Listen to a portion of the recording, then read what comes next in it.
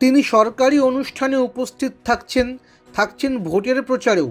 তবু দিল্লির মুখ্যমন্ত্রী অরবিন্দ কেজরিওয়ালের নাগাল পাচ্ছে না ইডি। তাকে সমন পাঠিয়ে পাঠিয়ে ক্লান্ত হয়ে কেন্দ্রীয় তদন্তকারী সংস্থাটি নালিশ ঠুকল আদালতে। এই নিয়ে দ্বিতীয়বার বুধবার ইডি এই অভিযোগ করেছে দিল্লির রাউস অ্যাভিনিউ কোর্টে। আদালতকে তারা বলেছে, কেজরিওয়ালকে সমন পাঠালে তিনি সেই সমনে সাড়া দিচ্ছেন না। ইডির তলবে তাদের দপ্তরে হাজির হচ্ছেন না তো বটেই, উল্টে প্রতিবারই কোনো না কোনো কারণ দেখিয়ে এড়িয়ে যাচ্ছেন।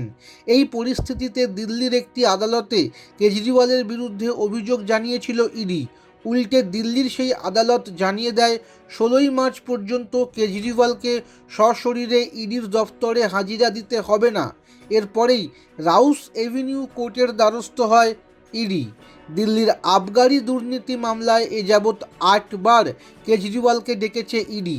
8 বারই দিল্লির মুখ্যমন্ত্রী সেই তলবে সাড়া দেননি।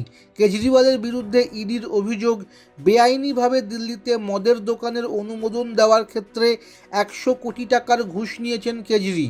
এই মামলায় ইডির একটি চার্জশিটে কেজরির নামও উল্লেখ করেছে কেন্দ্রীয় তদন্তকারী সংস্থাটি।